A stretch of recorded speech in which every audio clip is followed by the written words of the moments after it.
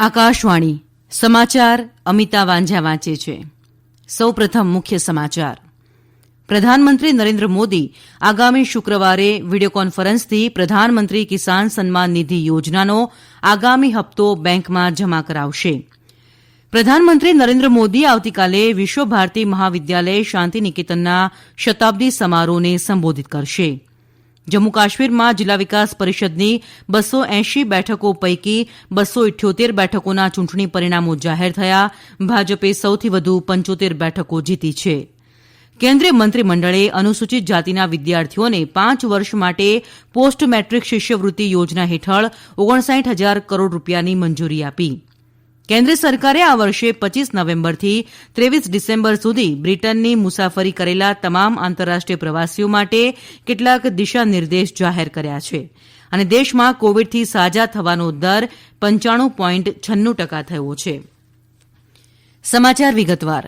પ્રધાનમંત્રી નરેન્દ્ર મોદી આગામી શુક્રવારે વીડિયો કોન્ફરન્સથી પ્રધાનમંત્રી કિસાન સન્માન નિધિ યોજનાનો આગામી હપ્તો બેંકમાં જમા કરાવશે. 9 કરોડથી વધુ લાભાર્થી ખેડૂત પરિવારોના ખાતામાં 18,000 કરોડ રૂપિયાથી વધુ રકમ જમા કરાવવામાં આવશે.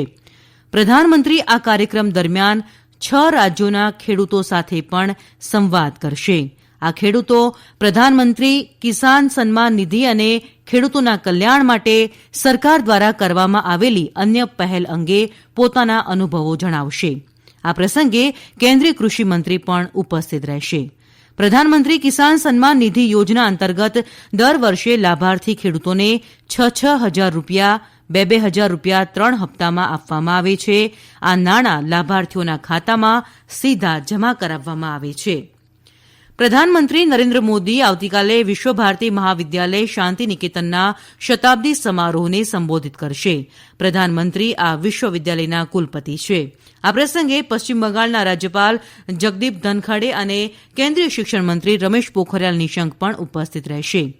ઉલ્લેખનીય છે કે વિશ્વભારતીની સ્થાપના 1921માં શ્રી રવિન્દ્રનાથ ટાગોરે કરી હતી. મે 1951માં સંસદના અધિનિયમ બાદ તેને કેન્દ્રીય વિશ્વવિદ્યાલય અને રાષ્ટ્રીય મહત્વપૂર્ણ સંસ્થાન જાહેર કરાયું હતું. જમ્મુ કાશ્મીરમાં જિલ્લા વિકાસ પરિષદની 280 બેઠકો પૈકી અત્યાર સુધી 278 બેઠકોના ચૂંટણી પરિણામો જાહેર થયા છે, જેમાં ભાજપે સૌથી વધુ 75 બેઠકો જીતી લીધી છે, જ્યારે જમ્મુ કાશ્મીર નેશનલ કોન્ફરન્સે 67 બેઠકો જીતી છે. જ્યારે મહેબૂબા મુફ્તીની પીપલ્સ ડેમોક્રેટિક પક્ષે 27 બેઠકો જીતી. કોંગ્રેસે અત્યાર સુધી 26 બેઠકો જીતી છે.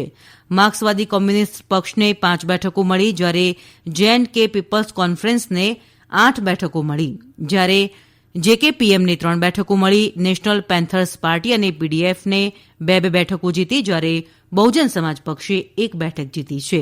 રાજ્યના મુખ્ય ચૂંટણી કમિશનર કે શર્માએ પત્રકારોને જણાવ્યું કે કુપવાડાના દુર્ગા મુલ્લા અને બાંદીપુરા જિલ્લાના હાજીન એના ચૂંટણી પરિણામો આવવાના બાકી છે. કેન્દ્રીય ગૃહમંત્રી અમિત શાહે જમ્મુ કાશ્મીરના લોકોને જિલ્લા વિકાસ પરિષદની ચૂંટણીમાં વધુ મતદાન બદલ અભિનંદન પાઠવ્યા, તેમજ સુરક્ષા દળો અને સ્થાનિક વહીવટીતંત્રના પ્રયત્નોને બિરદાવ્યા છે. ગૃહમંત્રીએ ટ્વીટ સંદેશામાં જણાવ્યું કે કેન્દ્ર સરકાર જમ્મુ કાશ્મીરમાં લોકશાહીને પુનઃસ્થાપિત કરવા માટે શક્ય તમામ પ્રયાસો કરી રહી છે. ભાજપના વરિષ્ઠ નેતા રવિશંકર પ્રસાદે જમ્મુ કાશ્મીર જિલ્લા વિકાસ પરિષદ ચૂંટણીમાં ભાજપની ભવ્ય જીત માટે જણાવ્યું કે કેન્દ્ર સરકારની નીતિઓ ઉપર કાશ્મીરના લોકોને ભરોસો છે, તે વાતની પુષ્ટિ થાય છે. ભાજપના વરિષ્ઠ નેતા અનુરાગ ઠાકુરે જિલ્લા વિકાસ પરિષદ ચૂંટણીના પરિણામોનું સ્વાગત કરતા જણાવ્યું કે આ લોકતંત્રનો વિજય છે. કેન્દ્રીય મંત્રીમંડળે આજે ફિલ્મ વિભાગ, ફિલ્મોત્સવ નિદેશાલય, National Film Archives of India અને ભારતીય બાળ ફિલ્મ સોસાયટીનો રાષ્ટ્રીય ફિલ્મ વિકાસ નિગમમાં સમાવેશ કરવા મંજૂરી આપી. કેબિનેટની બેઠક બાદ માહિતી અને પ્રસારણ મંત્રી પ્રકાશ જાવડેકરે પત્રકારોને આ માહિતી આપી હતી. આ વિભાગોનો વિલય થતાં હવે તેમની સંપત્તિ અને કર્મચારીઓને પણ એકીકૃત કરવાની વ્યવસ્થા કરવામાં આવી રહી છે. તમામ મીડિયા એકમોના કર્મચારીઓના હિતોને ધ્યાનમાં લેવામાં આવશે. કોઈપણ કર્મચારીને દૂર કરવામાં આવશે નહીં. શ્રી જાવડેકરે કહ્યું કે કેન્દ્રીય મંત્રીમંડળે ભારતમાં ડીટીએચ સેવાઓ ઉપલબ્ધ કરવા અંગેના માર્ગદર્શિકામાં સુધારાને પણ મંજૂરી આપી છે. તેમણે કહ્યું કે ડીટીએચ લાયસન્સ 20 વર્ષ માટે આપવામાં આવશે અને પરવાનો ફી ત્રિમાસિક ધોરણે લેવામાં આવશે. ડીટીએચ ઓપરેટરો વચ્ચે સંસાધન વહેંચણી પણ ગોઠવવામાં આવી છે. શ્રી જાવડેકરે કહ્યું કે ડીટીએચ સેવાઓમાં 100% એફડીઆઈને મંજૂરી આપવા માર્ગદર્શિકામાં પણ સુધારો કરવામાં આવ્યો છે.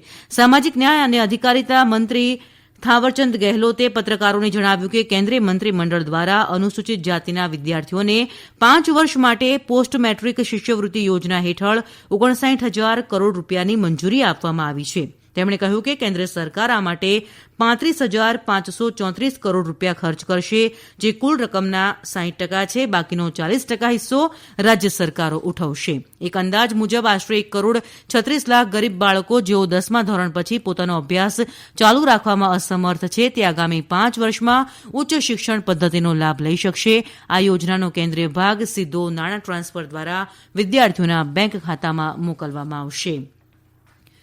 કેન્દ્ર સરકારે આ વર્ષે 25 નવેમ્બરથી 23 ડિસેમ્બર સુધી બ્રિટનની મુસાફરી કરેલા તમામ આંતરરાષ્ટ્રીય પ્રવાસીઓ માટે કેટલાક દિશાનિર્દેશ જાહેર કર્યા છે. બ્રિટનમાં દેખાતા કોરોના વાયરસના નવા સ્વરૂપને પગલે કેન્દ્ર સરકારે આ પગલાં ભર્યા છે. જાહેર કરેલા દિશાનિર્દેશ અનુસાર બધા જ આંતરરાષ્ટ્રીય મુસાફરોએ છેલ્લા 14 દિવસની મુસાફરી વિશેની માહિતી આપવી પડશે. બ્રિટનમાં વિવિધ હવાઈ મથકથી 21 ડિસેમ્બરથી 23 ડિસેમ્બર 2020ના સમયગાળા દરમિયાન ભારત આવેલ તમામ મુસાફરો માટે સંબંધિત રાજ્ય સરકાર આરટીપીસીઆર તપાસની વ્યવસ્થા કરવાની રહેશે. દરમિયાન નીતિ આયોગના સભ્ય ડોક્ટર વી.કે. પોલે જણાવ્યું છે કે બ્રિટનમાં મળેલો કોરોના વાયરસનું નવું સ્વરૂપ હજી સુધી ભારતમાં જોવા મળેલ નથી, માટે દેશમાં લોકોએ ગભરાવાની જરૂર નથી, પરંતુ સાવચેતી જરૂરી છે. સૈન્યના વડા જનરલ મનોજ મુકુંદ નરવણેએ આજે લેહ પહોંચી પૂર્વી લદ્દાખ ક્ષેત્રમાં વાસ્તવિક નિયંત્રણ રેખા નજીકની અગ્રીમ ચોકીઓની મુલાકાત લીધી. અડધા દિવસની મુલાકાતમાં શ્રી જનરલ નરવણેએ રેચિનલા સહિતના પૂર્વી લદ્દાખ ક્ષેત્રના આગળના વિસ્તારોની મુલાકાત લીધી. ફાયર એન્ડ ફ્યુરી કોર્પ્સના General Officer Commanding Lieutenant General P G K. Menon અને અન્ય સ્થાનિક કમાન્ડરોએ જનરલ નરવણેને ભારતીય સેનાની ઓપરેશનલ સજ્જતા અંગે માહિતગાર કર્યા. આર્મી ચીફે તારા છાવણીની પણ મુલાકાત લીધી અને ચુશુલ સેક્ટરના આગળના વિસ્તારોમાં તૈનાત સૈનિકો સાથે વાતચીત કરી. આર્મી ચીફે સૈનિકોની હિંમત અને સજ્જતાની પ્રશંસા કરી અને તેમને ક્રિસમસ ઉપર મીઠાઈઓ અને કેકનું પણ વિતરણ કર્યું હતું. પ્રધાનમંત્રી નરેન્દ્ર મોદીએ પૂર્વ પ્રધાનમંત્રી ચૌધરી ચરણસિંહની જયંતિ નિમિત્તે તેમને શ્રદ્ધાંજલિ અર્પણ કરી છે. ટ્વીટ સંદેશામાં શ્રી મોદીએ કહ્યું, શ્રી ચરણસિંહ જીવનભર ગામ તથા ખેડૂતોના વિકાસ માટે સમર્પિત રહ્યા, જે માટે તેમને હંમેશા યાદ રખાશે. કેન્દ્રીય રક્ષામંત્રી રાજનાથસિંહ અને ઉત્તરપ્રદેશના મુખ્યમંત્રીએ પણ પૂર્વ પ્રધાનમંત્રી ચરણસિંહને શ્રદ્ધાંજલિ પાઠવી. કૃષિમંત્રી નરેન્દ્રસિંહ તોમરે પૂર્વ પ્રધાનમંત્રી ચૌધરી ચરણસિંહને શ્રદ્ધાંજલિ આપી તેમજ દેશવાસીઓને ખેડૂત દિવસની શુભેચ્છાઓ પાઠવી અને જણાવ્યું કે કેન્દ્ર સરકાર દેશમાં ખેડૂતોના કલ્યાણ માટે સંપૂર્ણ પ્રતિબદ્ધ છે. વાત કોરોનાની કરીએ તો દેશમાં કોવિડથી સાજા થવાનો દર 95.96% થયો છે. છેલ્લા 24 કલાકમાં 26,000થી વધુ દર્દીઓ સાજા થતાં સાજા થનાર દર્દીની સંખ્યા 96,63,000થી વધુ થઈ છે. દેશભરમાં હવે માત્ર 2,89,000 કોરોનાના સક્રિય કેસ છે. છેલ્લા 24 કલાકમાં 23,950 નવા કેસ નોંધાતા કોરોનાના કુલ કેસની સંખ્યા 1,99,000 થઈ છે. આઈસીએમઆરે જણાવ્યું છે કે અત્યાર સુધીમાં દેશભરમાં 16,42 લાખ કોરોના નમૂનાઓનું પરીક્ષણ થઈ ચૂક્યું છે. ઉત્તરપ્રદેશમાં પ્રયાગરાજ જિલ્લામાં ફૂલપુર વિસ્તારમાં ઇફકો ખાતર પ્લાન્ટમાં ગેસ ગળતરના કારણે 2 વ્યક્તિઓના મોત થયા છે, જ્યારે કેટલાક લોકો ઇજાગ્રસ્ત થયા છે. ઘટના સમયે આ તમામ લોકો પ્લાન્ટમાં કામ કરી રહ્યા હતા. ઉત્તરપ્રદેશ સરકારે આ ઘટનામાં માર્યા ગયેલા પ્રત્યેક લોકોના પરિવારોને 4 લાખ રૂપિયાની આર્થિક સહાયની જાહેરાત કરી છે. અને ઓડિશામાં પુરીમાં આવેલું સુપ્રસિદ્ધ જગન્નાથપુરી મંદિર આજથી દર્શનાર્થીઓ માટે ખુલ્લું મુકાયું. કોરોનાના કારણે 9 મહિના બાદ મંદિર ખોલવામાં આવ્યું છે. જોકે કોવિડ-19 અંગેની માર્ગદર્શિકાનું ચુસ્તપણે પાલન કરવું ફરજિયાત રહેશે. અંતમાં મુખ્ય સમાચાર ફરી એકવાર. પ્રધાનમંત્રી નરેન્દ્ર મોદી આગામી શુક્રવારે વીડિયો કોન્ફરન્સથી પ્રધાનમંત્રી કિસાન સન્માન નિધિ યોજનાનો આગામી હપ્તો બેંકમાં જમા કરાવશે. પ્રધાનમંત્રી નરેન્દ્ર મોદી આવતીકાલે વિશ્વ ભારતી મહાવિદ્યાલય શાંતિનિકેતનના શતાબ્દી સમારોહને સંબોધિત કરશે અને દેશમાં કોવિડથી સાજા થવાનો દર 95.96% થયો છે. આકાશવાણી પરથી સમાચાર પૂરા થયા.